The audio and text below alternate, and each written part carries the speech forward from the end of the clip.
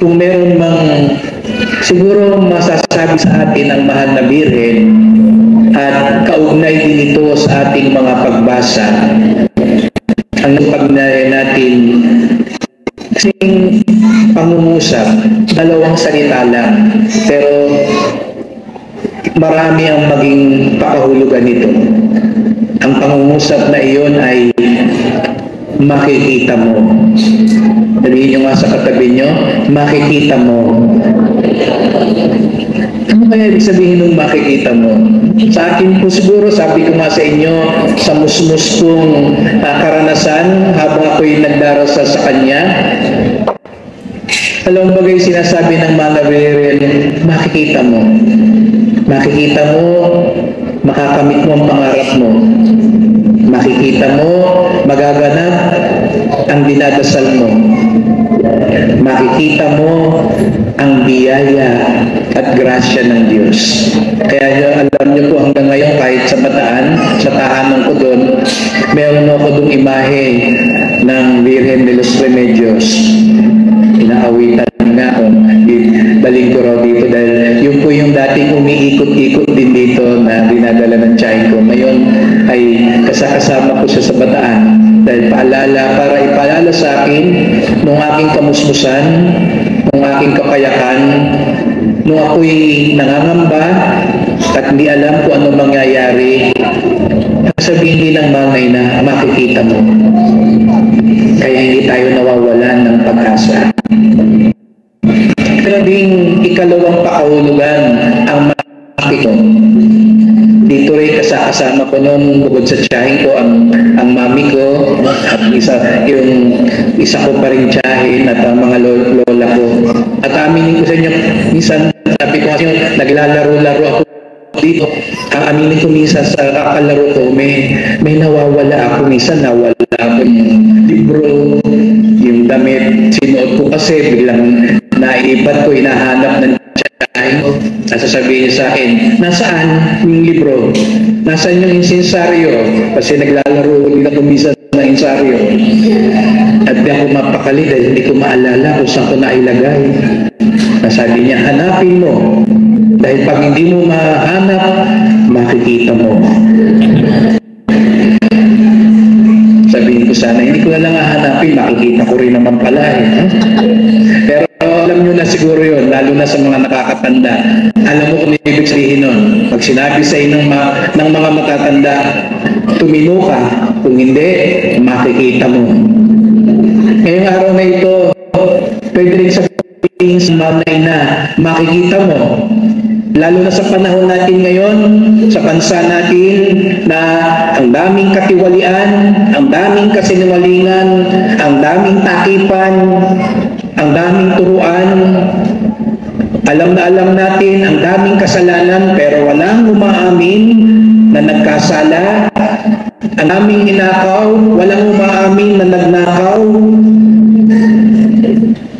At minsan nalulungkot na tayo, nawawala na tayo ng pag-asa, pinanghihinaan tayo ng loob.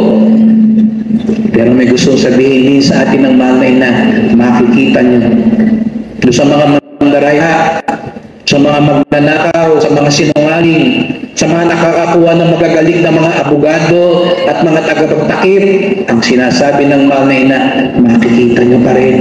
Lalabas pa rin ang katotohanan. Mananaig pa rin ang katarungan.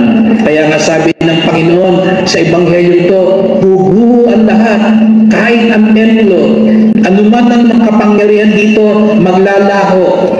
Sapat ang makikita lang natin higit sa lahat, ang tagumpay ng Diyos.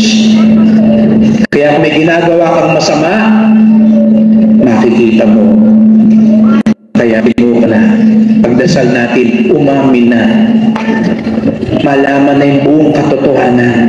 Dahil makikita din naman, akala lang ng iba, mapagtatakpan, mailalayo, maililihis. Pero meron pong Diyos. At ang mahal na mismo ang magsasabi sa atin na ako na ang katarungan. Ako na dating maliit at minamaliit, Ngayon, ako'y itinatanghal na bukod na pinagpala sa babaeng lahat. Kaya, pwede rin sabihin ngayon sa iyo ng Panginoon, sa pamamagitan ng mahal na ina, makikita mo. Pero, bilang babala, pero hindi panahon, kung hindi pagkakataon para magsisi, para magbagong buhay, para magbalik loob. Tuwing tayo nagsisimba, ay pa, sabi ko nga kanina, inisa-isa ko, wala na yata lahat ng mga inaahan ko. Pero tayo, ikaw, ako, buhay pa tayo. Isa lang ibig sabihin niyan, binibigyan pa tayo ng pagkakataon ng Diyos ng bago. Kaya huwag natin sayangin dahil makikita natin ang tagumpay, katarungan ng Diyos. Yung simpleng salita, makikita mo, ang dami palang pakahulugan. Salamat sa Diyos, nakita ko ang pagpapala niya na nagsimula dito sa kapilang ito. Salamat sa Diyos, hindi niya tayo pinapabayaan. Siguro nga, binabalaan niya tayo, pero babala ay pagmamalasakit. Kaya sinasabi niya sa atin, makikita mo, magtatagumpay ang Diyos. At kung meron mga nagsisimba ngayon dito, alam niyo po yung huli punta ko rito, dalawang Nazareno. Yung isang taon, hindi ko pa alam, mababago pa lang takda ng buhay ko. Pero yung pong Nazareno, palagi rin doon sa Quiapo, sa paglagi ko ron, na lagi niya rin ipinamumuka sa akin, makikita mo ang awa at grasya ng Diyos. Kaya nga kung meron man din pinahilaan ng loob, meron din ngayong hindi tiyak kung anong mangyari, tiwala lang, kapit lang, huwag kang susuko, huwag kang ito, dahil sinasabi rin ng mahal na ina, makikita mo. Ang taong natitiwala, nakikita niya ang remedyo.